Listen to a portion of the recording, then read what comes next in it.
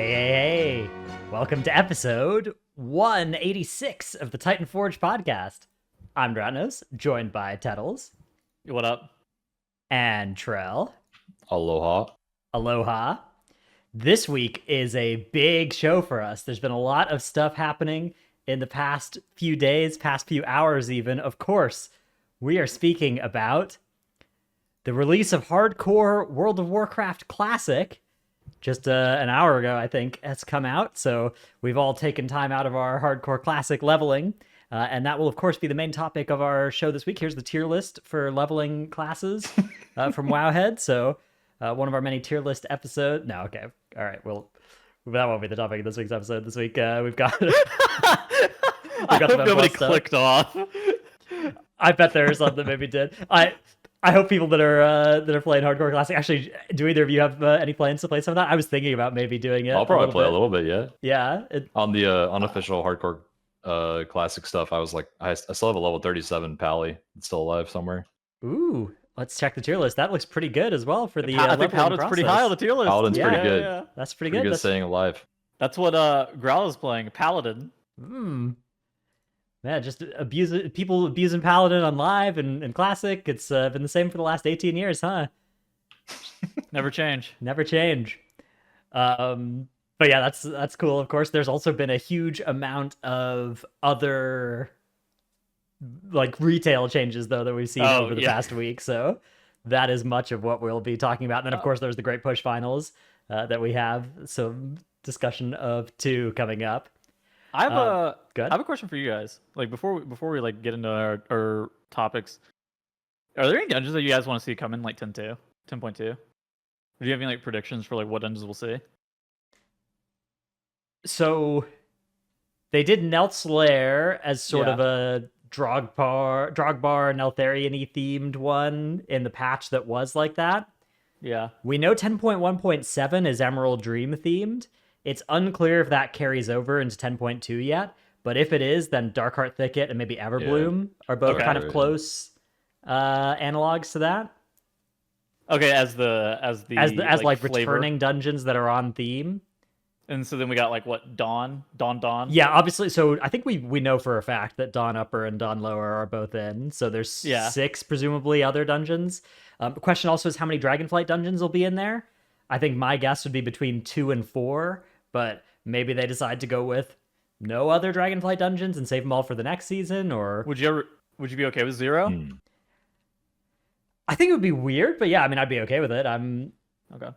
I do think it would be weird if they go all expansion with each of the Dragonflight dungeons only seeing play for 1 season, but... Yeah. I would guess if there's 4 seasons total, then it's probably like half of the season 1 dungeons are going to be back in season 3. That'd be my guess, at least. Yeah, do something like Algathar and, something Vault or something, or Knockit or something, and then have the other 6 come back along with Dawn of the Infinite in season 4 or something. So we kind of assume that there will probably be 4 seasons. So, and people... There's not certainty about this, but it seems pretty likely there will be a 10.3 with a raid tier, which was not true in Shadowlands, but... So historically, they've cut the expansions that have been the worst. They've cut them short, right? Whether it be Shadowlands or WoD. WoD and Shadowlands both got cut, and they didn't have a 0.3, but the others all have. And those also, like, especially Shadowlands, it was like they were falling behind the release cycle they needed to hit a 0.3. Dragonflight's not like that at all, right? Yeah. I mean, Shadowlands, I think they just need a reset too in regards to like the player base is not having fun. They need something else. Like we have to get out of this expansion. Yeah, so I think that given that expectation, there's possibility. I mean, there's potential then for a season 4 and maybe even like a short faded season 5 if they liked the way that Shadowlands season 4 went, right? Yeah, I didn't mind the faded. I didn't mind the faded stuff. Depends on how long the end of expansion is. Depends on how quick we get to 10.3. So that's kind of what we're expecting. Yeah, any dungeons either of you guys are hoping to see? Not really a hope, but I was thinking about a Tal'Dazar the other day, and I'm kind of scared when it comes back eventually, because I think what they're going to do is fix the Sard snapping, and then it's going to be a very, very painful dungeon because you're going to have to fight the Sard straight up, unless there's like some other tech I bet that they will But, make the Sards like half as bad. Like you know what they did to like the Bloodswarmers and Underrot, where they're like way less bad now. yeah, that's I bet true. that's what they'll do to the Swords, but I bet they'll make them new snap where it's like the evading before and after they snap, and that won't be worth doing on those pulls. Yeah. I do. Out of the BFA dungeons, let me think. Maybe like Waycrest. Waycrest would be cool. Dude, imagine Waycrest, just Like all the that. doors are open. I think like a modernized your own Waycrest adventure. could actually be pretty decent. Yeah. Just you get up right and lose 2 minutes. Oh, I love that. That was, dude. Whenever you got one of the right side doors as well on a Tyran week, and you just knew you were gonna have to spend 15 minutes, get to Heartsbane Dryad, and then wipe instead of getting a nice left door, and you could just wipe and get out of there fast. I think I was gonna say a modern Cathedral Eternal Night would be decent, but I actually don't. The more that I'm thinking about the legacy dungeons that have returned, the more tunnely versions of them, like the ones without like route options, have done worst generally. Like the ones that have more route options have generally been the best. Yeah, Cohen has a little bit of, but not much. Yeah. It had route diversity because you had to skip to make sure you That's didn't true. get 300% count. Yeah, which Yeah, that's like a Temple of that's Citralis style. Yeah. There's which is a- not Would you good. want Temple back ever? No. Oh. Okay. I wouldn't want Temple. No, it's got some Well- janky stuff going on. Yeah, Temple is this dungeon that like you could tell what healers liked pain by if they liked healing Galvazd in Temple or if they didn't like it, right? I mean, I don't even know if Galvaz. I worry that like again legacy dungeons that they bring back, if they bring back linear ones, I think that they've struggled quite mightily. Yeah, it's like it's kind of concerning, like what they could do to some mobs too, because some mobs have to be changed if they get brought Yeah. back in a lot of these old dungeons. Like the Mistrals in Vortex Pinnacle, I think, are the most egregious example of just those mobs got turned into something really frustrating. Whereas something in like Temple of Cithralis, the dervishes would have to be changed for sure, I think. Oh, I was just thinking Adderus and Aspects, but yeah, me too, bro. Yeah, Adderus and Aspects with their That shield. boss yeah. was giga cringe. Just I really loved the feature of you did the first part of the dungeon. If you didn't wipe to that boss, then you got to see the Galvast, and then you got to determine if your healer wiped you or not. That boss had a mechanic where if you had 30% verse, you would take 30% more damage from something. Oh, I think so. So like Waycrest Manor, I think would be cool, and I think like maybe like Eye of Ashara. Those would probably be my two picks because like I think the more options that you have, generally the better the dungeons fare. Yeah. yeah, I remember verse. I remember seeing a graph of like your damage taken with the amount of verse you had, and it was like a quadratic because like the more damage dealt part was also scaling the damage, but then if you got to enough of the damage reduction, then that started to overcome again. So if you had enough verse, it started to be a DR again. Yeah, that was As, wild. Yeah, very funny mechanic. Absolutely no Shrine of the Storm ever though. Shrine is a polarizing one. At least there are a lot of people that like Shrine of the Storm. A lot of healers liked it. In your friend group, do Yeah. people like Shrine of the Storm? Yeah, Shrine of the Storm is like one of those dungeons where I say mean things about it or whatever, and then people are like, "No, I love that thing." Like that's it's polarizing. I think it's mostly healers that liked it. Oh yeah, the kick rotations in that dungeon were aggressively annoying. Whenever that dungeon's current. I think Shrine would be not bad if they made kicks less required across the board. They could make a lot of things stoppable instead of only kickable. They could reduce it, or they could increase the cooldown on a lot of the boss required kicks. Would they really keep the last boss mechanic with the way that healer, like with the healer dispel on themselves thing, like they used to as well? That would God, be. that I was think so. giga. It was cool, yeah. Also, hopefully they would fix the jacuzzi on boss 3. Yeah, the third and boss. the graveyards. That dungeon Well, had some. there was strange also ones. What was the kick? It was 3 melee kicks, 2 range kicks being, or it was 3 melee kicks and a range kick being required for second boss. It was at least I think 3 melee could do it, right? Yeah. Or 2 melee, It was 2 3 melee. ranged. It was 3. I think it was 3 melee plus a 24 is what I remember it being.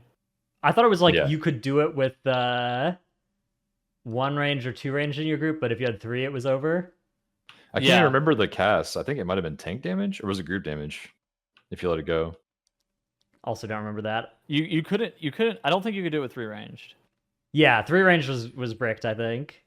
Sorry. Good mechanic. Yeah.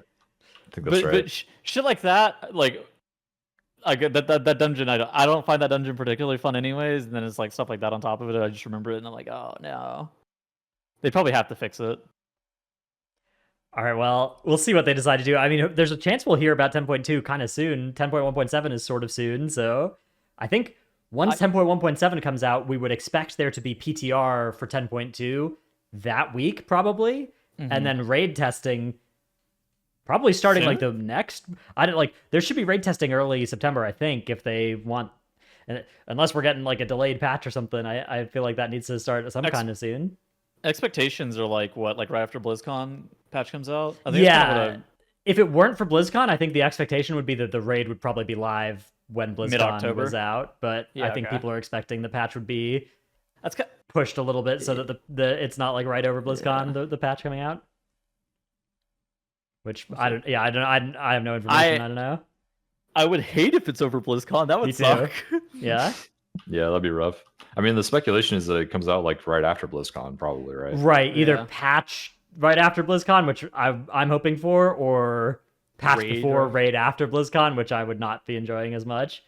But also would be fine as long as it's not patch before and then raid right before BlizzCon. That would be worst Yeah, timeline. that would be rough. That's worst case scenario. That means that Yeah. I'm no longer going to BlizzCon and canceling plans. Yeah, it'd suck for us at least, and maybe it'd be worth it for the game, but of course, we would hate that. Okay, let's talk about our main topic this week, which is, of course, the things that have been going on this season, not next season. A lot of stuff has happened in M Plus this week. First of all, we had class tuning announced. We saw nerfs to Bear, Holy Paladin, and Fire. So the third nerfs for each of these specs since. Is it third? Yeah. I thought it might be fourth, but okay, yeah. There's at least the third for each of these specs. Maybe there's a fourth in there, but yeah.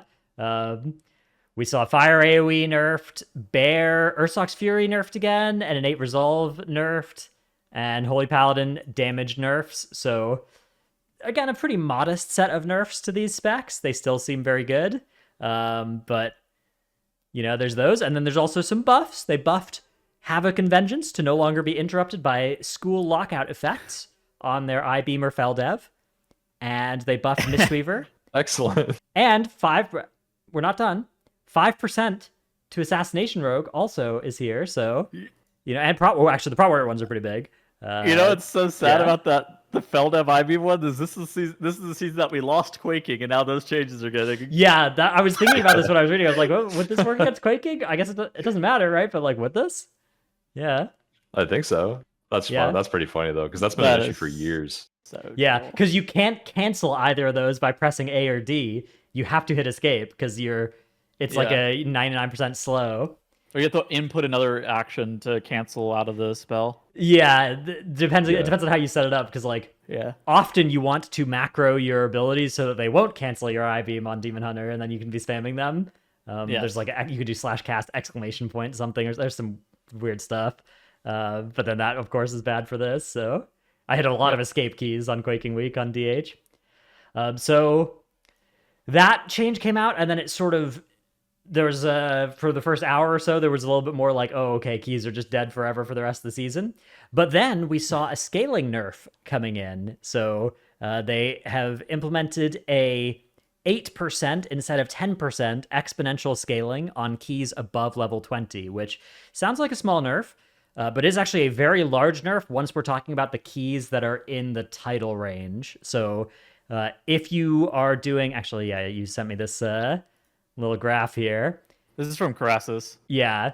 So a 27 is like a pre-nerf 25 and a half, a 28, less than a 26 and a half, and a 30 is like a 28 was. So 2 key level, it approaches a 2 key level nerf as the keys get up to 30, a 1 key level nerf at 25, and then of course a much smaller nerf as you got close to 20, and no nerf at all below that.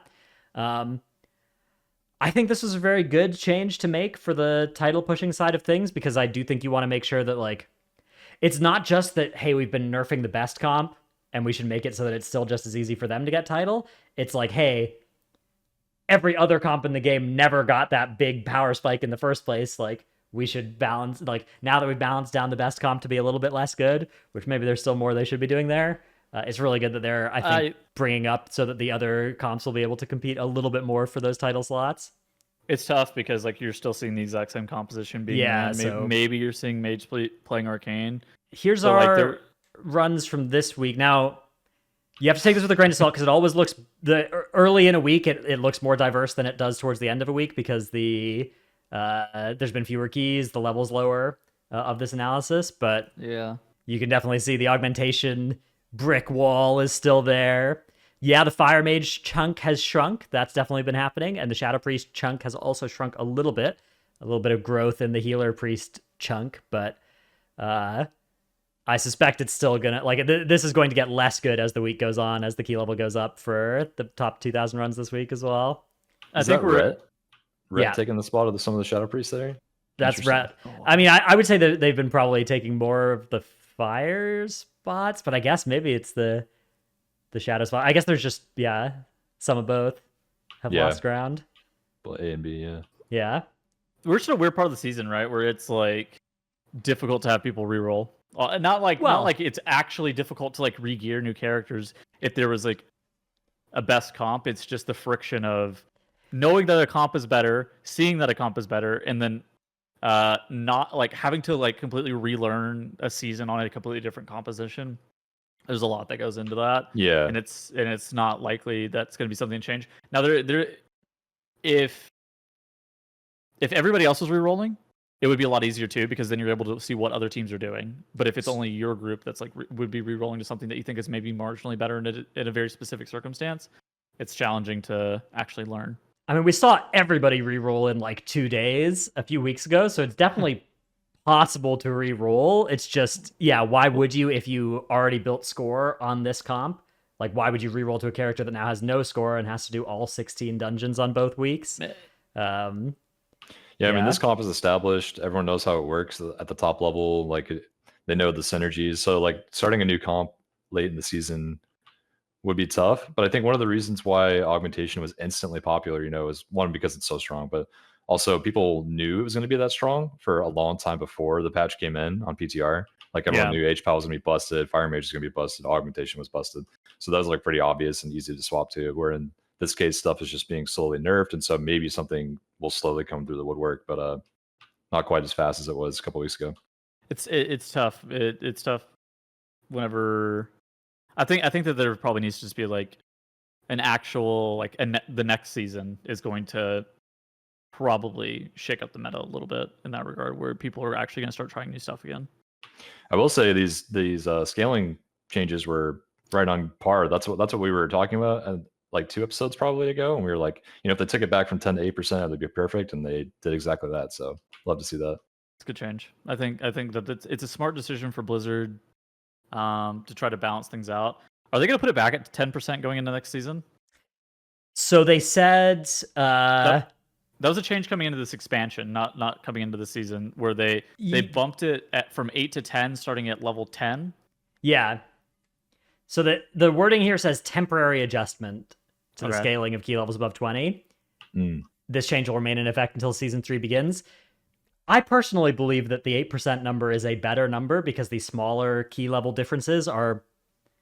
I think that is a better experience of pushing keys, and also for the record, I think it'd be better for WoW esports as well. You'd get a little bit less of this experience of like one key level is doable, the next key level is impossible, and you'd get a little bit more of like goes from hard to very hard to impossible instead of from hard to impossible. But 8% just feels better to play too. Like, I believe it's a better number. So I would love to see this just become the rule of the land again. But it's crazy because it's like, it's just such a unique experience to like, oh yeah, I'm doing 26s, and then I go to 27, and it's like really hard. And then you go to 28, and you're like, I guess we can't time this key. Like that's kind of like obviously that's not like experience with like TGP level teams. That's kind of like my experience, right? Where it's 26 is doable, not even that hard realistically. We're probably close to even two chesting this. 27 is like tough, hard, like barely doable, and then 28 you're like, we're not timing this key. We're actually missing the timer. Okay, well. Yeah, back in the days of 8% scaling, it's like if you had a minute left on your timer, you most likely could find a way to time the next level key. Yeah. But with 10% scaling, if you had a minute left, you're like, there's no shot. Yeah, We you're like, do we have gotta be so much many faster. time saves. Yeah. I mean, we see 2.5 minutes in TGP, and sometimes teams are just like, that's not even enough. And you're like, all right, we're going somewhere else. And you're like, wow, that's not enough. Okay. There was a team that two-chested a 27 Vortex Pinnacle in the Cup weekends. It was mandatory. And then opted to go 28 instead of 29 and never did the 29 that weekend to that dungeon, which, that sounds right. Is a wild thing. Now, again, like it's a pretty small thing, but I do think it would make the high level pushing better to go back to 8%. I did have more fun, I think, with like that part of it was more fun than the 10%. Sure. I think their stated reason was they wanted each level jump in keys to be more impactful, to be more noticeable, and that definitely was accomplished. So, which it should for those who are trying to go from level 10 to level 20, honestly. And it should feel more impactful for those players, especially since like gearing stops at like level 20. They wanted they stated the reason that they wanted there to be like an actual progression experience, right, going up in the key levels, which I tend to agree that like having harder scaling makes you enjoy that experience a little bit more, or at least have a better experience with going up in key levels. But then once you get to 1,100% modifier on it, and you're like, and then it goes up again, and then you're like 1,300, and you're like, oh my god, I can't do this dungeon. So maybe they should just forever have this system of 8% scaling to level 10, 10% scaling to level 20, 8% scaling above that. A little convoluted, but hey, maybe that's it is convoluted. Like, no problem there. I think what originally caused this was Junkyard, right? Going up to like level 35 plus. Yeah. They were like, okay, this is getting out of hand. We got to increase the scaling coefficient. I think the season 4 dungeons just in general got up to like 33 and stuff like that, and I don't think they liked that. I don't think that, because like Grimrail Depot and stuff like that was done at 32, 33. Streets was done at, it was one of Streets or Gambit was also done at 33. Yeah, one of those. Yeah, which that's fair. I mean, like the argument of like this, there's too many numbers in our key system. That well, the fact like if it goes from 2 to 33, if the keys vary between 2 and 33, people are doing all those keys within that season, that's a lot. Yeah. All right. We also saw some further nerfs to Shadow Priest, but also kind of everybody-ish, but Priest. I wouldn't say Shadow. Yeah, Priest. But I guess Priest, which was the Mind Soothe change. So they put a hotfix in that made it so that any mob with True Sight will be immune to Mind Soothe, which is a good change to make. That's a good way to solve a little bit of the Mind Soothe power dilemma of like they put in a bunch of True Sight in these dungeons to nerf rogues and Shroud and stuff, and then you can just soothe past all of them. Did lead to some, I think, valid criticisms about the mid-season nature of the change, but I think that's fair. And then also there was then the problem of like, okay, we still need to skip these glacial proto dragons, right? We're not going to fight them. So hell, you still can. Yeah, it's so janky though. It's such a pain in the ass to do it now. Yeah, so you skip past them with it looks like that first part there is actually really hard to not pull that dragon. That's just walking on the very edge, right? It's very, very precise, It's so close to his aggro range. I think it's actually RNG if you aggro him or not, like based on server tick or something. Yeah. I could buy it. There's other ways you can skip that pack, and I don't know. To be clear, I think what they should have done is taken True Sight off of most of the mobs that have it, and then made the ones that they really decided should have had True Sight immune to Mind Soothe, rather than just the second change of those. But I think the first part was good. They just didn't follow up with the take True Sight off the dragons, please. They did nerf the dragons. They also nerfed Stolen Time in Old Man Legacy of Tyr, although it was a different nerf than they posted. They posted that they doubled the cooldown, and then it turns out they actually halved the damage, which is actually a smaller nerf than doubling the cooldown would be, because it's a 6-second dot.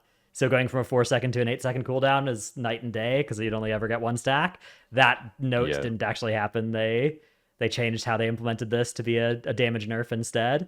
But they also nerfed the Deep Chill dot to be every 2 seconds instead of every 1 second. So fighting a dragon is now less bad than it used to be.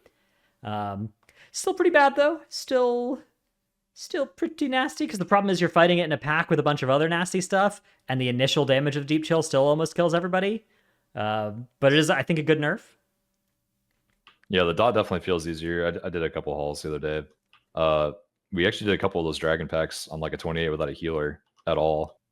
But Okay. the dragons are still a pain because they force your tank to kite. The tank can outrange the breaths to live a little bit easier on those pulls, and they just take a long time. So it's still good to skip them, but yeah, this is the world we're in now. I do think it's good. Like, I think these are a good set of changes to be making here. I will say that priest going from required to not required like almost forces changes to like how many Brackenhide cages you need and removing of the true sight on the dragons. It's not an issue of necessarily Mind Soothe. It's an issue of the one way being effectively the only way of being able to do it.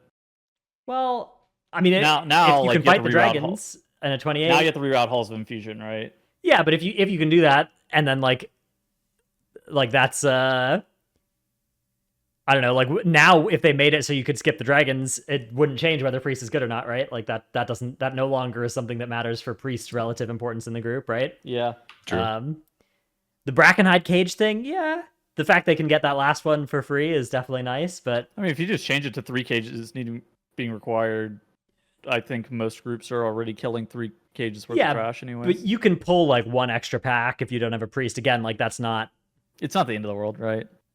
Yeah, it does feel bad. It does feel bad, but you know, if priest is if that's like one of the nice bonuses of a priest, right? Like I feel like the Mind Soothe fade open an extra cage thing is something where if we weren't in a season where everybody was bringing priest, we'd be like, oh, this is a nice bonus that priest brings, rather than like this is one of the things that's making them mandatory. I don't know. For me, it's like the bosses in Uldaman that have the mass dispellable mechanics. To me, are the ones that really should be getting, like, why on earth is Emberon's Burning Heat dispellable? Dude, okay, I was talking to Squishy and he brought up the fact that you and him had that conversation. Yeah. Why doesn't Emberon just take a 75% nerf to the Burning Heat dot and then just make it not dispellable? It doesn't even have to not be dispellable. Like, it's fine, it's dispellable. That doesn't. If you nerf it by 75%, it can still be dispellable. Just nerf the damage of that thing. The problem is that it does 200% of your health bar, right? Yeah. Like the issue is that it does 200% of your health bar. So then the only way of being able to deal with it is by mass dispel, because you're going to otherwise die. Yeah.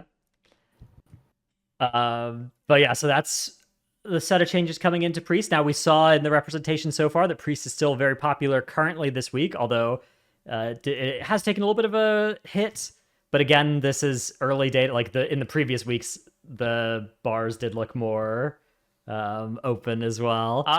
But yeah, I mean, I wouldn't be surprised. And also the healing priest taking some of the spots of shadow after the shadow nerfs makes some sense as well. This sucks because I think that shadow is actually a super cool specialization in Mythic Plus this expansion, just with how they've designed it. And then continuing to nerf like the DPS output and like how it does damage and stuff like that. Well, that might end up they've kind of stopped, it in right? The future. Well, that might end up hampering it in future seasons, is what I'm saying. They nerfed the others, like they nerfed Bear, Holy Paladin, and Fire Mage again, but they didn't touch Aug or Shadow.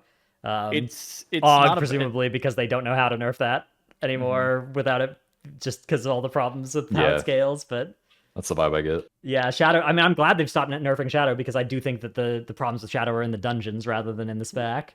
Yeah. Now, Agreed. I don't know. It's a mess. It is a mess for sure. I think that this is only solved by, like, a lot of this is just solved by a new season. It's the unfortunate truth of it. It's like, it's just so late into the season that it's like really difficult to midway through the season actually address and fix some of these issues. I think that I think that a comprehensive nerf to like the abilities that are currently always mass dispelled, nerfing the damage of not mass dispelling them would go a long way. The augmentation side of things, that one, I don't know how you put that back in the box. That's that is very challenging. That one is. I mean, speaking of Shadow Priest and then augmentation, like they just work so well together too. It's hard to separate that. Like the PI breath of Eon's timing plus a spec that always benefits from it, like Fire Mage at any given time. Really, really strong. I think that you could find a lot of specializations that work well. I do think that like I don't think it's a utility issue, or I don't think it's like a synergy issue, but I do think that like if both of them are meta together, then it becomes a problem because then your third slot is going to fit a very specific archetype of it's going to be a caster basically, right? Because it has to be able to eat the PI, and it has to be it's likely to be a caster that's on like a 2-minute interval. So it lines up with the PI, and then it also is going to benefit from Breath of Eons on very specific timings. Yeah.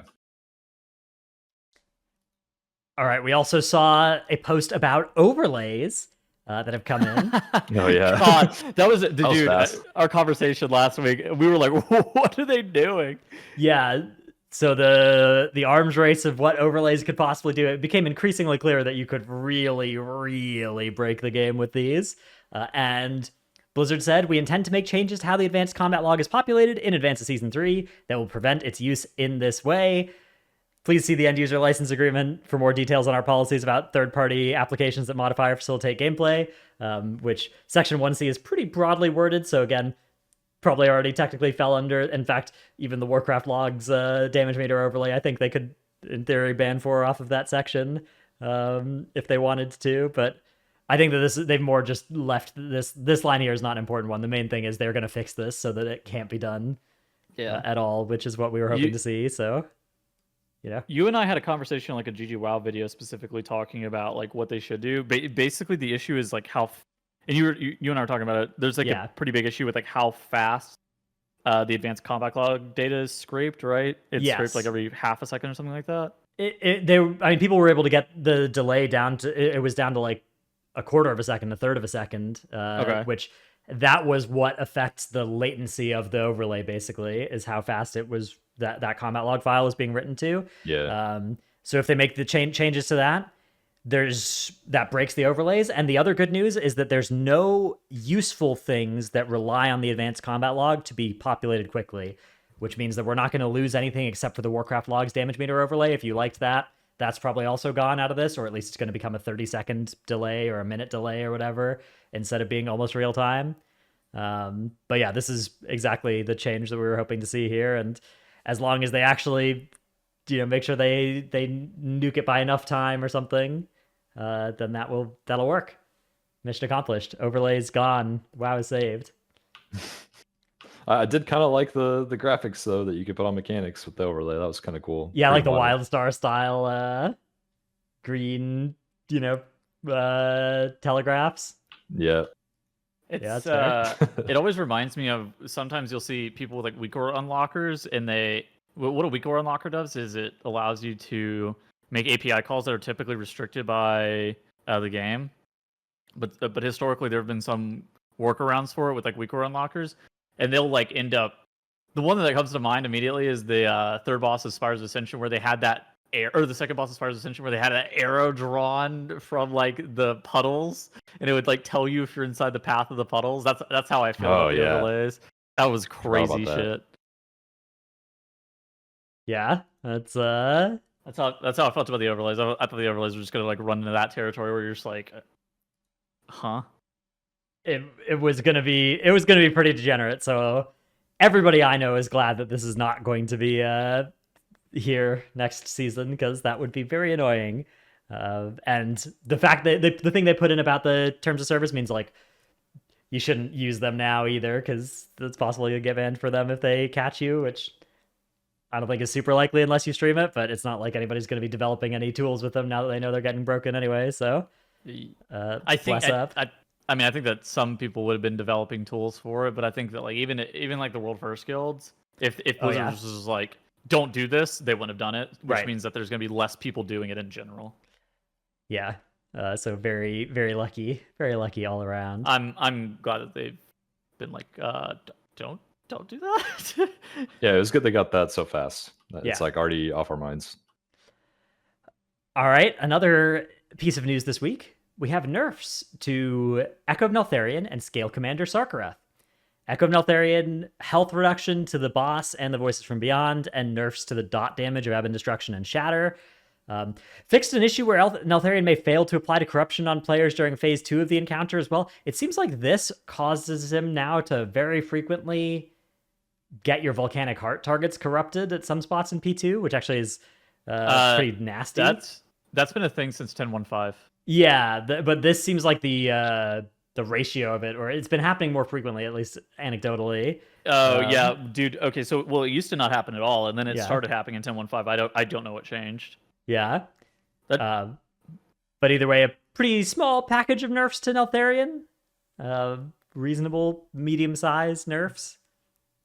the 5% is the biggest part. I think 5% health on the boss is the biggest part, and so the way that the boss works is it shields at 35%, so it's still a 5% nerf on how much health is in the 35 to 0 range, but it is, if you are a guild that was already reaching that 34% shield, unlike if the boss didn't have that shield, this isn't one of those nerfs that you're going to be able to get compound interest on in the earlier phases. So right, you will still have trouble getting it from. Well, yeah, it's still 5% less from 35 to 0, but yeah, that's the only part of the boss's health that matters. Yeah, it feels like you can more easily limp through this fight on the back end, though. Yeah, that is like the less health, right? Like yeah, a little bit less you have to do in the last phase. It's probably good. The thing about Neltharion, it's like if you lose a couple people in the last phase, it just spirals out of control so fast because you get so many more ads because the portals aren't consumed. Yeah. And so like the fight ending a tiny bit sooner is probably good at this stage in the season. It's hard to keep everybody alive on that fight, honestly. All right. And then Scale Commander Sarkareth, they gave us an extra 30 seconds on the Berserk timer, during which he doesn't really cast much, it looks like. Echoing Howl's damage per tick was reduced. That's the clear in P1. Empty Recollection's health was reduced. Blasting Scream's cast time was increased. And they nerfed some scaling on the normal and heroic small group difficulty to be a little bit easier as well. I think if you've already killed this boss, I don't think it necessarily makes it any easier or harder. I think for guilds who start progression on this boss, like now, it definitely makes it easier, especially like the P1 damage from the Echoing Howl. I think that's like the big one. I think you could feasibly 5 heal this fight now if you wanted extra safety as well with the 30 seconds off the Berserk timer. Yeah, probably. Like, the damage check is kind of non-existent now. The ad's health is reduced as well. You could 5 heal, send your healers down in P2, you know. Or 3 tank. Pog. Or 3 tank. 3 tank is, 3 tanks just have one of them come up, taunt a slash, go back down, you know. Take the ads every time in P2 and position them properly. That's and true, make it really an ad tank. Oh. That might actually be the move in like a new progression scenario. The DPS check is now just so tight or so loose on it that there's room for some innovation there. The problem is doing that kind of thing is kind of sketchy to sell to your raid leader. Yeah, for sure. If you can, I think it's maybe cool to try. Sounds like it's just a lot easier to kill though. Like if you make it to the last 30 seconds, the boss should be pretty low anyway, and it sounds pretty free. Yes, yeah. That point is especially. It depends on how much you're trying to limp over the finish line, but yeah, should be good for guilds working on that. So, yeah, pretty big set of changes basically this week to all parts of the game. I don't know how are you guys feeling about keys now this season, playing them? Well, I've been playing some keys. I've been playing mage, having some fun with my guildies, and I like it. I think it's a nice fresh breath of air with the scaling change. It just like when you go up a key level in general, it just feels good, all around. But otherwise, the meta is still kind of stale, and I think Tettles probably doesn't like it because he's a boomy. My motivation got hit after 10.1.5, I will admit, but I don't know. I think for me, it's just like I'm kind of waiting until next season, whatever. Yeah, there's definitely a weird season. Games kind of like this sometimes, right? WoW is kind of like that sometimes, where I'm not even mad about it. It's just I think that some of the mistakes with the power of that composition as it released, particularly the comp that we're seeing with Fire Mage, Shadow Priest, Augevoker, invalidating a lot of keys and a lot of the weird stuff that's happened, made my desire to push as hard as I was previously a lot lower. Yeah, and even like someone like me who rerolls quite a bit to just play whatever. I played Bear those first 2 weeks when it was at its highest peak, and I don't want to play it after having played it at that level. I just want to play something else. So I played Mage after the 3 nerfs to never have felt the power before the nerfs. Yeah. So I took like a pretty big break during some of the Shadowlands season. This does not feel like that for me. This feels like I'm just waiting. Where those I was like, I'm not having fun playing the game. It was like a completely different feel. Whereas now I'm like, I'll show back up next season. It's fine. It's not a big deal. That is fair. And, game as the game is more seasonal now. That is kind of common in seasonal games, right? Diablo, Path of Exile. A lot of people will play the start of the season and not the middle and the end, which yeah, true. I don't know. I think there is more longevity possible for WoW if they can avoid doing what they did with Fire and Augmentation and Shadow and Bear. Yeah. I played all of season 1, right? Like I played through all of season 1. I didn't really take a break like at all throughout the whole entire state of season 1. And the only change that really developed with the meta was Prot Warrior got a little bit worse and Prot Paladin got a little bit better towards the end of the season, but that didn't really feel like that changed.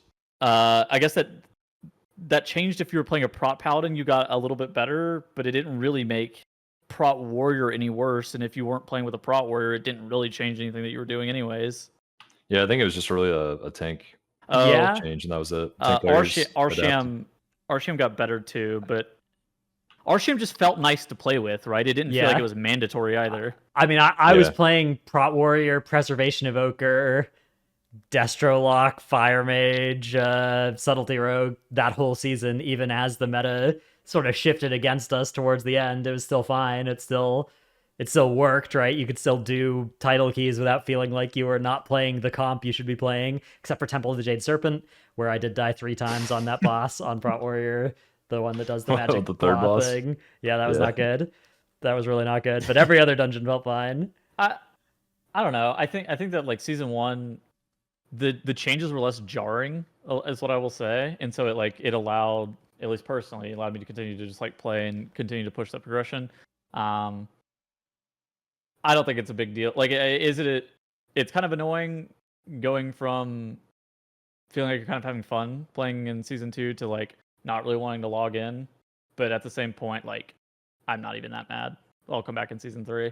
Yeah, I'm looking forward to season 3 as well. I do think that, like, I wonder if the 0.5 patches, or even halfway through a 0.5 patch, an introduction of a new season would be good. Like, because other games have like 3-month seasons. WoW, 6 months is a long time for a season, right? That's true. That could be a kind of a solve for this, because if there was a new season starting now, maybe new dungeons and new affix or something, could be a kind of revitalizing force, kind of wiping the slate clean of the last few weeks.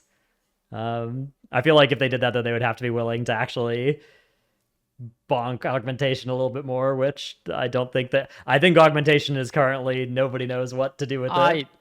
I think the game's in a weird state where we need like a new season, and I'm not talking about like reset the season mid-season. I think we need like new dungeons and like people coming back and like a re-gearing process and experimenting on progression specs and experimenting with different compositions and seeing what the limits of classes can be. Yeah. That is the nice thing about each new raid tier. It like definitely shakes up the meta. People play their progression specs and keys, like you said. New tier sets, shake it up quite a bit. Everything changes a little bit. You play with like guildies too, and you like try a bunch of random stuff that you wouldn't otherwise try. Like, typically what happens is you play with your guildies early on in the season, and I know that Trell likes to tend to play with his guildies that are more experienced in Mythic Plus, but that means that they're sometimes playing like a really jank comp. Like they will be playing some weird shit, but like that allows you to try new stuff. It's always funny, like walking into a key. I'm sure everyone has this experience in like the top 100 guilds, maybe top 200 guilds, walking into a key with like your 4 guildies that just never do Mythic Plus. Yeah. And they're like, all right, holding cooldowns for the next 4 minutes till we reach the boss, boys. Yeah. And then you walk into a queue with like experienced mythic blusters, and it goes twice as fast. Dude, I love that you walk into a queue with Sue and Tola, and Tola's like healing on Prez, and Sue's playing like Ellie, and it's just like, I think this is the last time Trell's gonna see Ellie this season. Dude, Ellie Shaman's fun. That spec's good. But yeah, okay. Let's move on. We've got a little bit of TGP stuff to talk about, but first, it's time for tip of the week. My tip of the week is if you are a Twitch streamer, they've debuted a new thing called featured clips that you should make use of, which basically is like after each stream you can feature some clips, or you can go through any of your clips and mark them as featured clips, and if you do, they get like a 10 or 20 or 50 times boost in like how many people are going to see them and discovery of stuff. So do that if you're a streamer. Pick some good clips. They have to be clipped by somebody other than you as well. You can't clip good moments of yourself and then feature them. You have to have them be clipped by somebody else. So that can be a challenge, but do that, feature them, and they'll get a ton of views compared to even on mobile. Even on mobile, I like my front page of Twitch just has featured clips from people that I follow. I'm like, yeah, so you want to do that if you're a Twitch streamer out there, is have that be something you do after each stream, is like look through the clips from it and feature a good one or something. Trell, what is your tip of the week? So mine's actually a clip this week, but this is just something I came up with on Mage, and you can use it to skip by these wardens and the bird at the end of Niltharis. Okay. So, I mean, this is probably what you can do for the dragons too in halls. Now that you can't mind Soothe, you could probably do something to this effect. But like using Alter Time and Invis as a combo is really nice for just like pulling mobs off somewhere really far away, altering back, and then invising and going through no problem. Nice little maneuver. I like it. We do hate those birds, so yep, that's good. Birds tech. are banned. Tettles, what is your? Oh, it's my featured clip from Dratnos. Oh, wow. Okay. All right. Okay. Yeah, a little featured clip from the old Freehold dungeon. This is so this is the legendary triple pull in Freehold. Typically, you don't want to be triple pulling this dungeon, but sometimes the triple pull is out of your control, especially whenever you get knocked up by a volcanic. I see where this is going. Yeah. Well, the old knock up on the Thunderous Roar Global. Bang! Everything up there is coming too. So if you're watching, like I know we have a lot of audio listeners, but like if you're watching, if you jump there as well, whenever you're passing underneath that bridge, you can accidentally pull that pack as well. So you need to be like kind of careful whenever you're running underneath it. What we're talking about is like after Council of Captains boss fight, whenever you like hug left around the house, like that staircase, it has like a trash pack that's above it, and if you jump whenever you're beneath it, you can accidentally pull the pack that's above you. You should have to be kind of careful to not jump over there. Yeah, there's a lot of spots in this dungeon where you got to be careful of stuff above you. PFA in general just had so many Z-axis concerns in dungeons.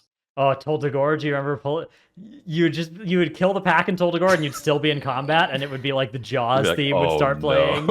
Yeah. Dude, I remember one of our early clip of the weeks was like me like moonfiring a enchanted emissary one time, and it just slams itself straight through the wall, falls 3 floors down, and pulls the whole instance, and you're just like, what do we even do? Like, what do you even do about that? You had to like, if you wanted to use Typhoon or Ring of Peace, you had to like perfectly knock them straight down the hallway, or else if they went to the side at all, they might go up a few levels of the dungeon and pull the entire thing. Now, it was beneficial that one season whenever you could snap reaping mobs. That's true. You would like stand on these boxes and jump so that they would like snap to you. I remember doing that. Forgot about that. I think Charles forgot about that. Charles didn't realize what I was even talking about at first. Yeah, that was good tech. Holy. Yeah. Oh my god, do you remember the first week of reaping when if you killed one of the cannons, a cannon ghost would spawn and would chase you? I never saw a clip. of that. That was crazy. Oh, what a good dungeon. Do you remember charging up your diver's folly with the cannon shots as well? That was I do remember that. The rogues would get out of the cannon and they just like one shot of Void Emissary. And then they go, I got a proc. And then they get back in, they fire like all 5 shots, and then they hop out and they tap the Void Emissary and he just died. That was a good time. That was so stupid. That was so stupid. What a time to be alive.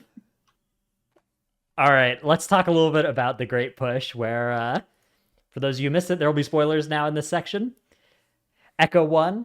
No way. Unsurprisingly says the show notes here, although I will say there was some signs of weakness from them in the cup weekend, but not really in the global finals. In the global finals, they pretty much showed up and blasted every dungeon a level or half a level better than everybody else. I think Max had a good tweet. So there was like a bunch of co-streams and a bunch of squad streams for the event. I think that Max had a good tweet. He was like, in this TGP, two things are true. One, the competition is more steep than it's ever been before. It's definitely a lot closer of an event. And Echo has never looked. And the second thing was Echo has never looked more dominant than they have right now, which is weird because whenever you have a competition it's like more competitive, you would expect the perennial best team to look a little bit worse. But somehow Echo ended up looking the best that they ever have. It was like a really weird thing where they looked just absolutely insane. And I don't even think it was a situation where the other TGP teams couldn't do that level of dungeon that Echo did. Echo was just able to do it. Like they were able to do things such as 30 halls of infusion and 31 freehold, and it only took them 45 minutes. It only took them an hour. Same with like the 29 Vortex Pinnacle, where it took those other teams, the other same caliber teams, multiple hours to be able to do an equivalent level key. The 30 Nelth Slayer that they one shot in the cup before the finals, that was crazy too. Like now tweeted about it afterward, he was like shaking from nerves because he logged on Prot Warrior without practice and just did that key first try. Like that's insane. They played out of their minds. That's kind of how they played in the global finals, and it was like, could other teams time that level key? Yes, I think that they could have.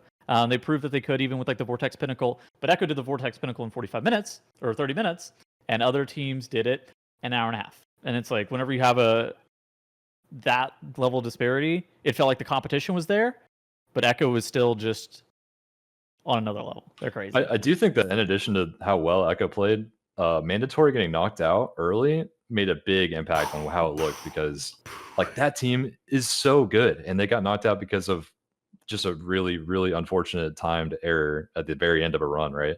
On day one. Yeah. That's that day one lose 28 minutes kind of shit. Yeah. That was brutal. Brutal for Mandatory there. I think they had several teams had the capability of matching Echo, but that's definitely one of the teams. So like there could have been a chance where they had a close second or even beat Echo, because they had like their times were really good in a lot of the dungeons they did finish, but they like reset a couple of freeholds 10 minutes in, and then they wiped in a Vortex Pinnacle 30 minutes in, and that's it's over, right? Like you can't lose that much time day one. Other teams only lost 10 minutes, and so they were able to get +1, like an additional key over Mandatory. Yeah. Where Mandatory losing 28 minutes, it seemed like with the level of keys that all of the teams were doing, they were only afforded about 15 minutes of mistakes across the whole entire day. And then, Mandatory losing 28 minutes. It was like... Yeah, that's just worst case scenario. Like right before you finish the key, you wipe. That like losing 30 minutes over losing 5 minutes is just... You guys want to talk about format next? I think format makes sense. Yeah, so how do you guys feel about the format? Yeah. Charles, do you want to take it first because you're an outside, observer type? Yeah, sure. I mean, are you talking about like TGP versus MDI? Because I think that everybody enjoys watching TGP in this format over MDI. I think that's pretty true as well. I think most people I know like watching TGP at least equally as much as MDI, and often more. I think that seasons that we have an MDI but don't have a TGP always end up being left with like, oh, I'm kind of sad that we didn't have a TGP. But seasons that we have a TGP but don't have an MDI, I'm never left with the experience of like, oh, I wish we had an MDI. I feel like TGP kind of scratches that itch for me a little bit. Where even if we just had like a one weekend thing for like TGP, on a season that we had an MDI, that would actually be kind of cool. Yeah, that makes sense. I think the players, it sounds from my experience in talking to other players, I think people enjoy MDI play more than TGP per se. Sure. But I don't know if that's true for everyone. I think a lot of people only like pushing high keys, and so TGP would definitely be their cup of tea. So another format question, I guess, Charles, not necessarily comparing it to the MDI, but like, what do you think about the elimination style format? What do you think about, I guess, like how the broadcast is set up? What do you think about how the teams, like the starting key level situation? Like, what do you think about just like the overall format with the TGP? I have no problems with it personally. I enjoy where the keys start. I don't think I really thought this TGP, oh, the keys should have started 2 levels higher. I think I've thought that in the past, maybe in Shadowlands or something. Okay. But I think this one was pretty good from what I saw. If it's like really tight to 3 chests, the first or second key, I think that's a good spot because that really can give the better teams a pretty good advantage. Yeah. We saw a tweet from Sierra. There was this poll about what we enjoyed the most, what was most engaging about the broadcast, and gameplay full screen won 64% to the other things, including 4 blocks, Radar IO, route analysis, and 3 teams plus splits graphic, all being a lot less. I think this poll is maybe a little bit I don't want to say like misleading, but I think people answered this thinking it's like if you thought I liked watching TGP, but I wish there was a way to watch more full screen of the top teams more of the time, you would click on gameplay full screen here, even if you're not trying to say like of the broadcast, which parts did I like, which parts were the more like it's not necessarily right. Like I think because I think a lot of people want there to be like a full screen stream of each team. That's true. At all times, right? That's a good point because a lot of times I'm like, okay, I want to see what Echo's doing at all moments in this dungeon because they have something really special going on in this specific dungeon. So I want to just see that full screen the entire time. But in general, I think it's fine that stuff is split up. If there was just like some kind of toggle for the viewers, and you guys only saw the mainstream as casters or something, that'd be pretty cool. I think I don't know how easy that is, but I think the 4 blocks in general just makes the most sense from like a broadcast perspective. I do think it's really hard to cast 6 teams. Just speaking from a caster perspective, I think it's quite challenging to cast 6 teams. But I think the 4 box makes the most sense from like, because ultimately you're covering all of the teams. If you're only covering one team, it would be very, very easy, right? To be constantly talking about like what that specific team is doing. That's why I think like for you guys, you should probably say the same, and maybe even it broadcast shows something slightly different than you guys see, so that you can keep up with all the teams, and then like direct production to swap to POVs when you need to, like you currently do anyway. But like as viewers, toggling between the teams you want to watch would be pretty nice. And I know they have the option to stream that, and that kind of fixes that problem. But you know, it adds a lot of pressure if you're also streaming your POV. A lot of players don't like to do that. Mm-hmm. Yeah, I've been in favor of a mandatory stream rule, but like not mandatory the team, but like I always said that we should make it so that one player from each team has to stream, so that then people can go and watch a full screen of any team they want. But you're right, Trell, that like it is a lot of pressure on people, right? There's a lot of teams that have 5 people that do not want to turn on streams, so yeah, I understand. I think if there's a way that we could get like a squad stream of like each individual POV, that way you could like watch like a multi-view, in like or just like watch one singular team, and then we have like the casting over top it. That would maybe be a bit more beneficial for the teams themselves. Yeah, that I think would be. And then like have VODs and stuff like that. What's the alternative? I guess NFL Red Zone does something that's kind of similar. So NFL Red Zone is like you're watching one specific POV for like 15 minutes, and then you're like, what? Okay, or you watch it for like 2 minutes, and then you're like, okay, so what do we miss around the league? And then you get shown highlight clips of this team wiping, this team completing their key on like a 24, this team doing whatever. TGP deplete zone. The deplete factory, full production. How close do you think we could steal the like Monday Night Football stinger music and you and I could record it in tandem together, and that way we'll never get copyright. That's true. The NFL, I'm sure, does not defend their copyright rigorously. Yeah, it's a cool idea. I don't know. I think our Red Zone style would be interesting, but I don't think that. I think the production requirements to be able to get to that capability is also quite steep. That's the thing, right? Like, I'm sure there's a lot of technical limitations on all. Like, just have 7 separate teams or streams with one view each of all these things, and then have somebody constantly clipping replays of each specific team to show the broadcast what has been going on. That does sound challenging. That would be pretty challenging. That's challenging. I don't know. Could be cool. I think, Are there any like easy format things that could be changed for the future though? 3-2-1 dungeons instead of 4-1-1 is something that I've also been hearing a lot and think is a pretty good idea. Oh yeah, that'd probably be pretty good. Yeah. That way you get What's some the like advantage? high The end advantage is challenge on that the day first day. one is a little bit less of like hard locked. Every single minute is pushing up a key. If you lose 30 minutes, once it's over because it's all very high success rate pushing up keys, and you actually have to do some moderately high, some Okay. chance of failure keys on day one, which I think would be good. And then you can still get the keys in on the second day as well, and then I think you still get each day having its own unique identity, but um, I don't know. I like that because like the first day just kind of feels like a bunch of chores for the most Mhm. part, and if you lose focus during your chores, you could lose like mandatory did. It is worth And noting it would lower the average key level at the end of the weekend. Like, it is a nerf to players to not know all the dungeons at the start. Right? Like, if you knew all 6 at the start, the keys would go up even higher by the end of the weekend, right? Because you would be yeah, more efficient with your time from the start, and you just do a bunch of pushing. But I do think it would be worth. I think that's something to absolutely consider. somebody in chat said caster heads over the broadcast. How would you guys feel about that? What does that mean?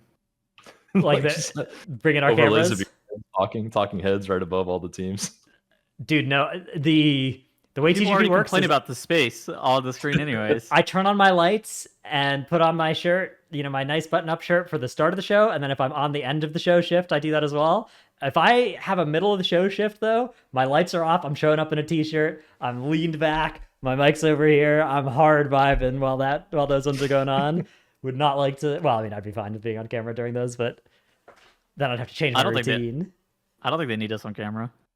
Yeah, I think there's enough important and interesting stuff on the screen that our faces are not shouldn't break into that list. I agree. There's like some small benefit of having visible casters, probably some more often, maybe between teams finishing dungeons. I don't know. Like for people coming into the scene, they don't really know all the long time casters' voices and all that. Maybe it'd be good for them, but is TGP personality driven content though? I think that, like, especially if it's like 3 teams are on a break, 1 team is 10 minutes into a key or something. Like, we're struggling to fill all 4 boxes in that case, right? Like, it could be a good time to put in caster faces. But Joe, what did you think about did you see any of the replay segments or the route analysis segments? Yeah, I think anytime those get upgraded or improved over the seasons, it's great. I love seeing the instant replay stuff. Keep it up. Yeah, production's been Dennis and I think took the biggest advantage of all of that stuff, I think, this season. Yeah, we did a lot of those route things, which that was I think our process for doing those has definitely got better. Yeah, I can tell. Over the years, it's gotten way better. Yeah. All right, do we want to talk a little bit about the tech we saw in the dungeons? There's, of course, the Brackenhide freehold or Brackenhide totem controversy. Let me turn on the light then. Yeah, yeah, so this one we saw, this was world famous cheaters Echo just before they got their 6-month bans in the botting ban wave, of course.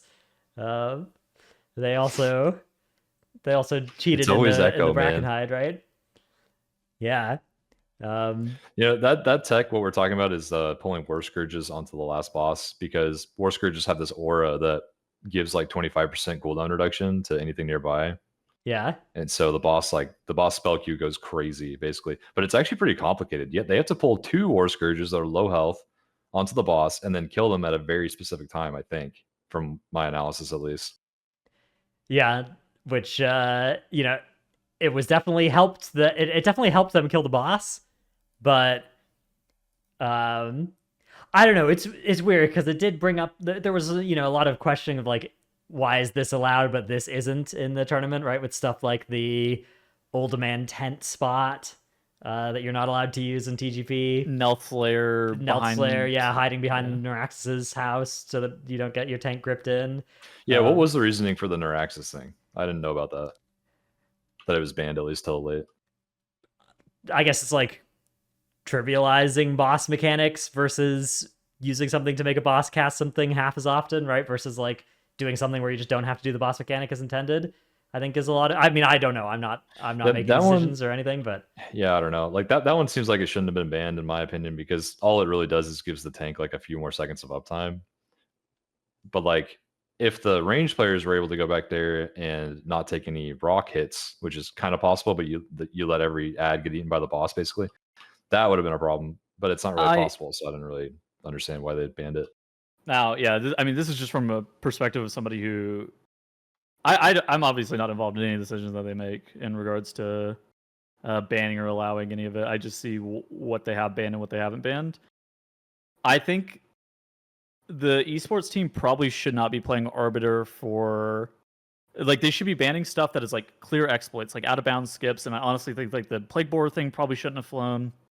Oh yeah, I think everybody agrees like, plague borers was like like that's all, and that like sparked a huge change in how this is done. Now teams have to submit their strats and everything, which Echo did with this and got it approved. So this got approved for sure. Yeah. Yes, this got approved. So this got approved, and there was no like they explained everything about how it worked and why it functioned that way. So no obfuscation.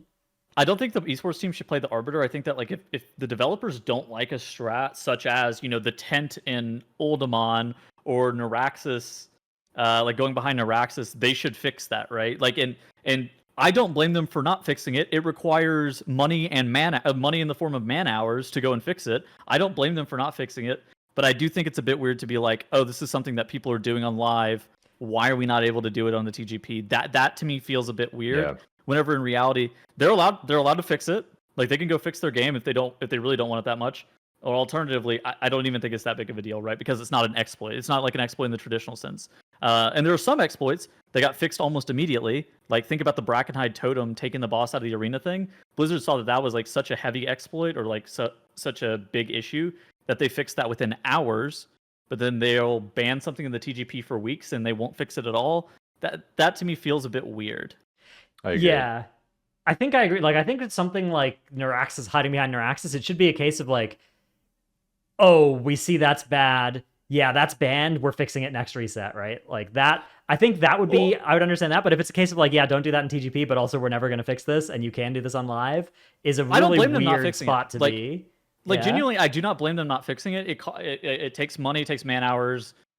It's also probably not that big of a deal. Yeah, right? It's not like again, it's like, not that big of a deal. In particular, it's like it's what, 2% tank uptime or something. Yeah, like it's right? super trivial. It doesn't trivialize the boss. It doesn't trivialize the dungeon. Like it's probably fine. You could pull. So an example of this that was more big was Grimrail Depot. You could pull Zolgamux through the door, and that was a strat that like went down pretty far in groups in the key levels. Like you would tag Zolgamux through the door because it was really good, and then they wouldn't do it in TGP because it wasn't allowed. I was thinking Temple of the Jade Serpent last season. People were like, why are they not pulling through the door here? Like, that's a huge time save. Why are they not doing it? And they're like, are TGP teams stupid? Do they not know? It's just like, oh, that's actually banned. But like, yeah, okay, if that's banned, they definitely fix it, right?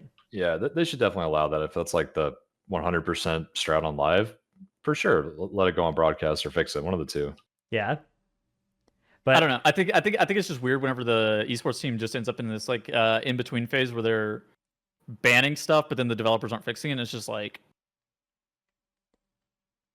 yeah, I mean, it's tough to be the arbiter of all these things because there's definitely like gray areas between all the different things that are and aren't allowed, and like the variables that affect whether something gets through or doesn't can be hard to explain or hard to understand. But I think the decision to allow the totems on or the war scourges onto last boss was good.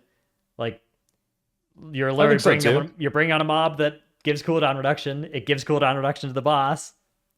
The boss's cooldowns get reduced, and it casts the frontal more often, and it casts the totem less often. Like I don't know. That's I think this is an example of just like they had an idea that nobody else had, and it's not really an exploit. It's just some very, very intricate things happening with the boss and the timings they did. Because like it is extremely hard at first to kill the first two totems.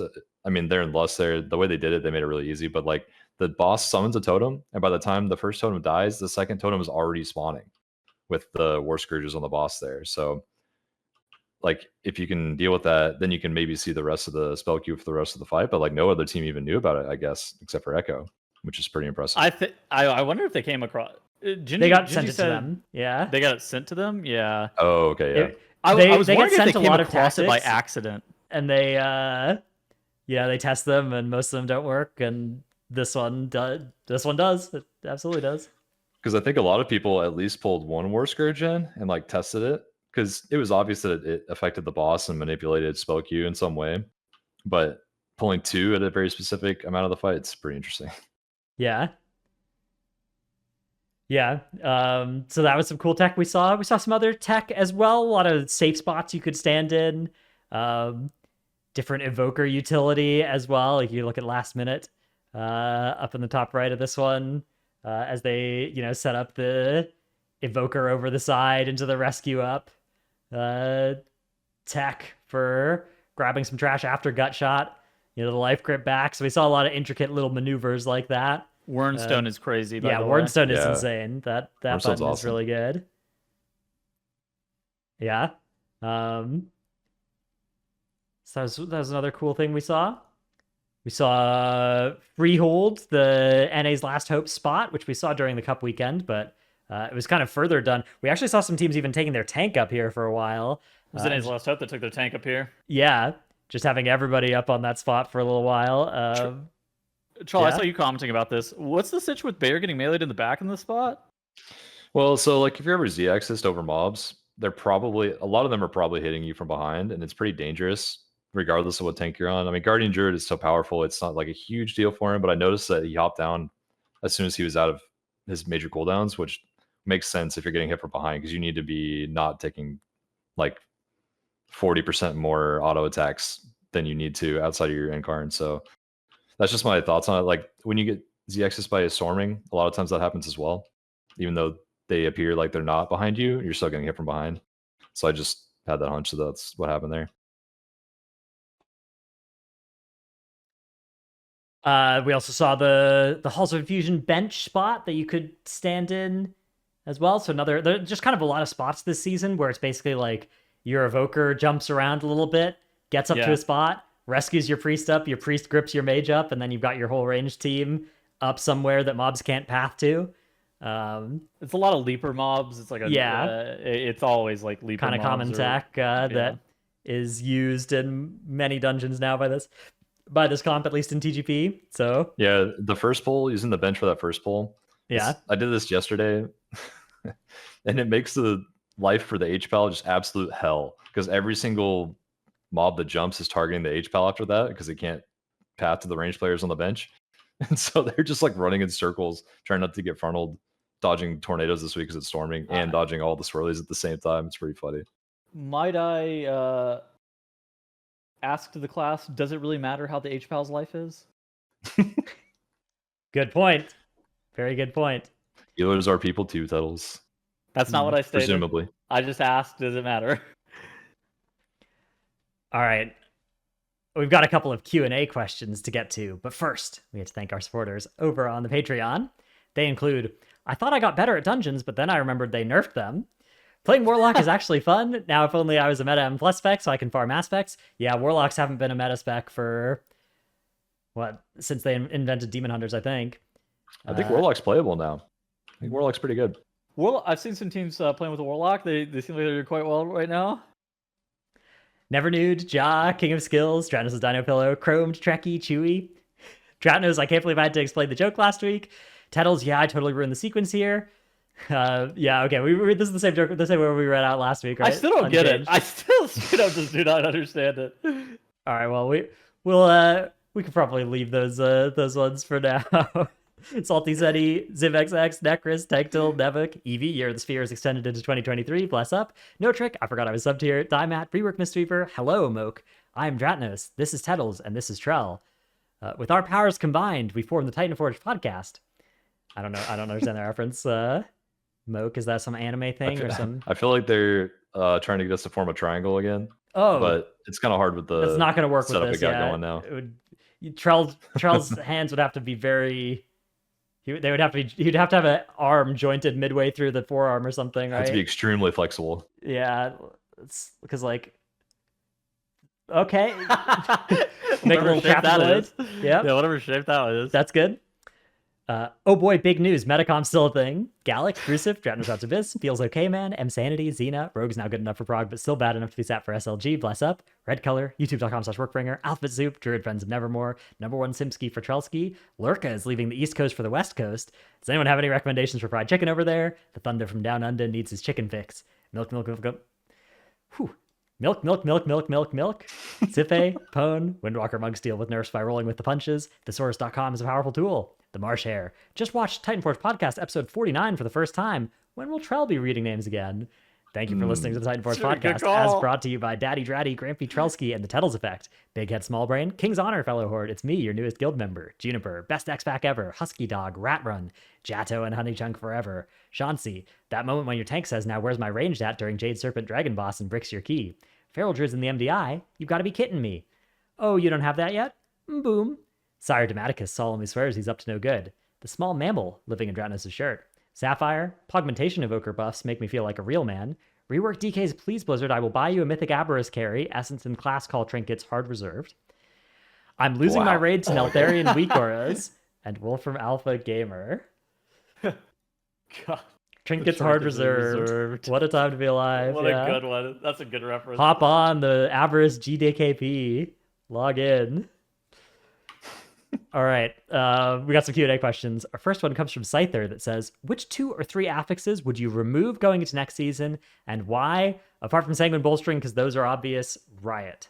I would say Incorporeal and Afflicted because I think they're very noob unfriendly. I think that not even just noob unfriendly, but groups that aren't coordinated don't have Dispel, so you're not playing a great composition for them. It's tough, right? I think that those compositions are always going to struggle with those affixes. But in general, I feel like a lot of affixes you're able to kind of just jump in and play, and those affixes, if you're not heavily paying attention to what's going on in your surroundings, you're going to let them go off. I think those 2 plus either Bolstering or Sanguine, personally. I would be down to just rework some way of how Incorporeal and Afflicted work. I don't think they necessarily need to be removed. I think Entangling is good. That was a success. I like Entangling, quite yeah. Good. Yeah, Entangling and Volcanic are both ones where it's like they're so easy that it makes the rest of the affixes feel bad, right? Given that they're not those affixes, so that's tough. I saw Ellesmere was tweeting about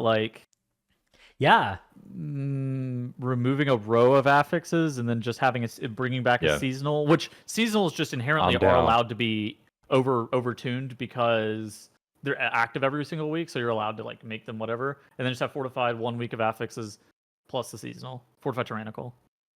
Yeah, I would love that. And we had Ellesmere on for one of our shows a while back, probably 20-25 episodes ago, maybe. I don't know, maybe not that much, but 15. I don't remember. We talked about this exact thing, and I'm still on board for that. I hope we land there someday. All right, we have another question from K Snacker that says, MDI TGP is always watching high-end players playing the meta comp. What do you think about a mode where teams pick classes and specs like in MOBA games? Specs can be banned, and if one team pick a spec, the other team cannot pick the same spec for this dungeon. So it'd be a very different gameplay. Yeah, so there's a couple of problems that is inherent to this. It's a very common suggestion.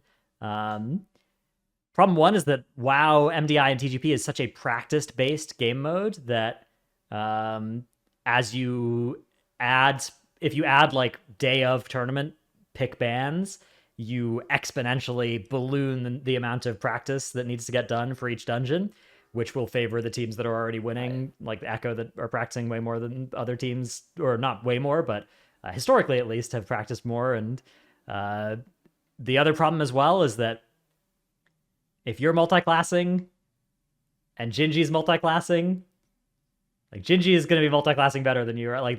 This is one problem with this, and maybe this is an okay problem to have, is that Echo would win by a lot more than they currently do with this rule.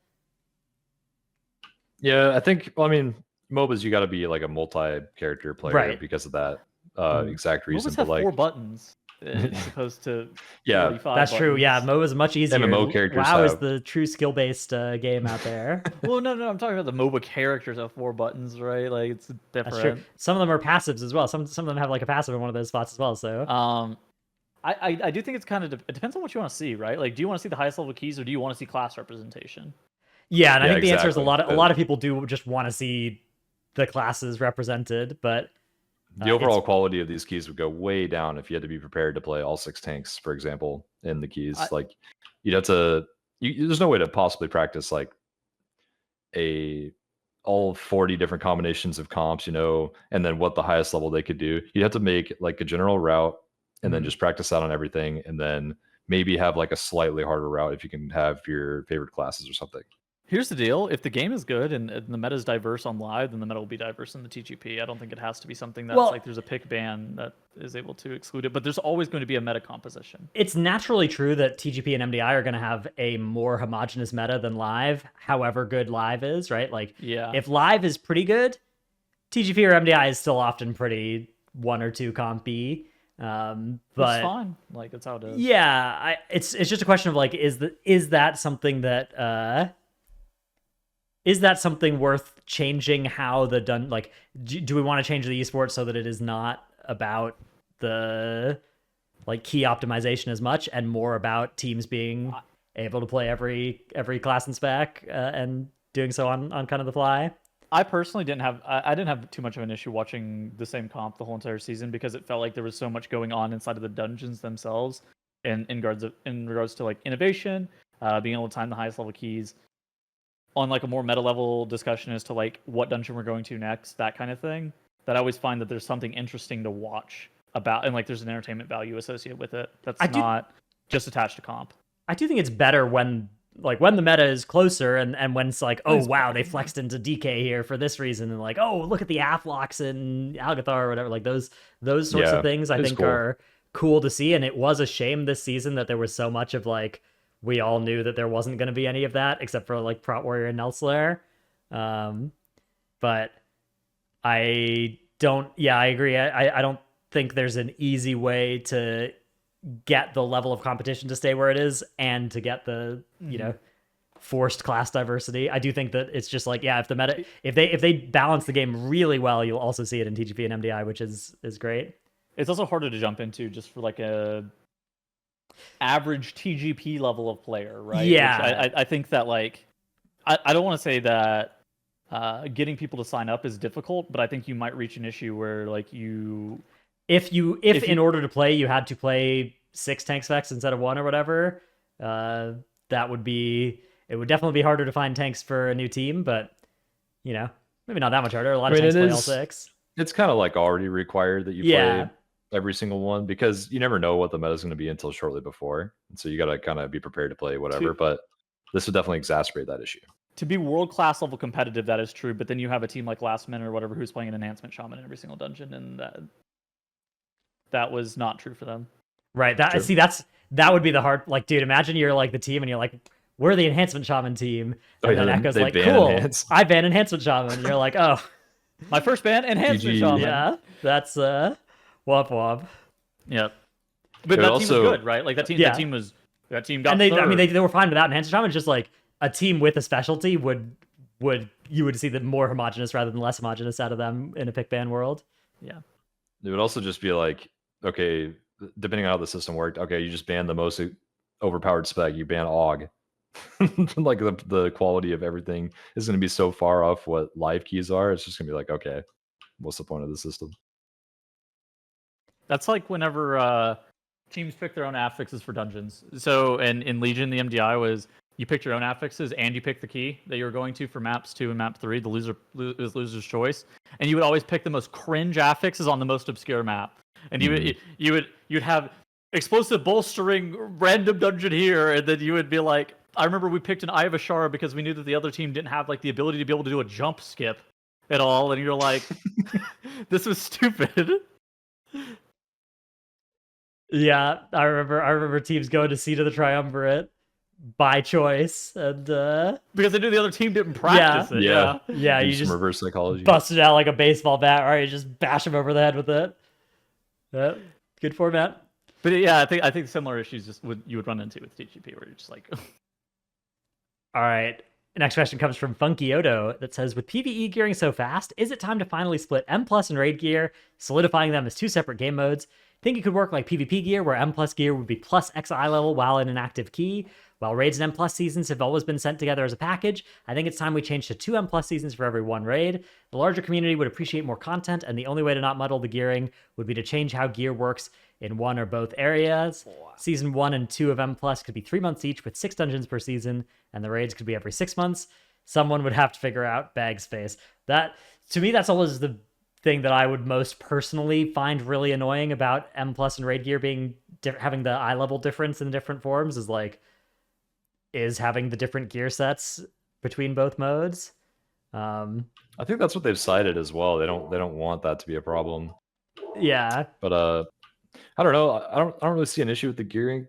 I love the current gearing system, period. But I also raid and do Mythic Plus, so maybe I'm on the wrong viewpoint here. But also, I do think that they could separate M plus talents in some way, or like make something separate so that you could gear around Mythic Plus a little bit better. Maybe that's just your talents instead of your gear. And then you also have like your normal raid setup, because they do that for PvP. Yeah, I do think that it's maybe true if you wanted to do 2 M plus seasons for every raid. Either the second one would have to like just not be a gear increasing season, or you would have to do some kind of gear scaling thing for it. And I do think that would be a cool thing to pursue or to like check out to see if that was good and fun. But I am very hesitant to recommend splitting the gearing between the two. I do feel like that would maybe not be like, even with PvP gearing, I've been annoyed by it on characters that I have PvP'd on a little bit, and the PvPing and PvEing player base is much more separated than the M plussing and raiding player base is, right?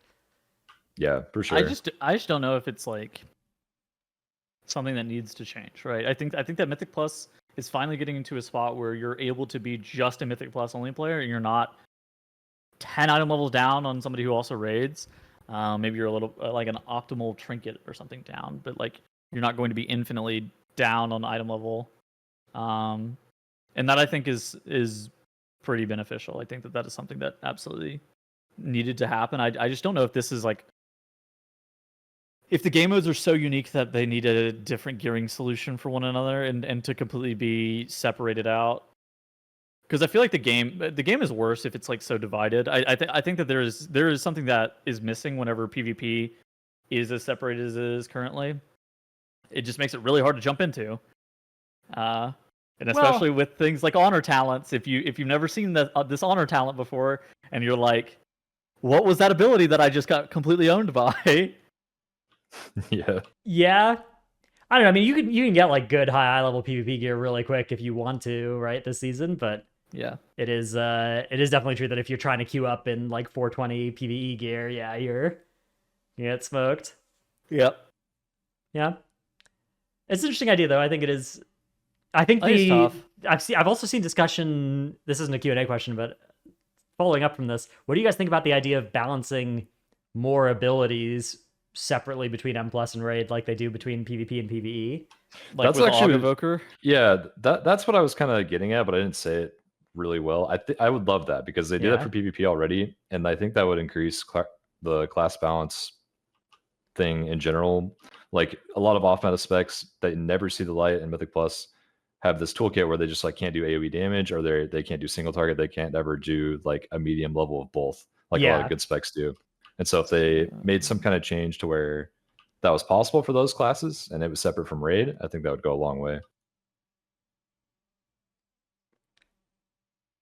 All right, well, looks like those are our topics of discussion for the week, all handled. So that's going to be where we will end our show for today. Hope everybody's enjoyed. We've got a couple more. I think we've got a couple more dungeon epis to get through. We've got a few more, 1 or 2 more of those or something.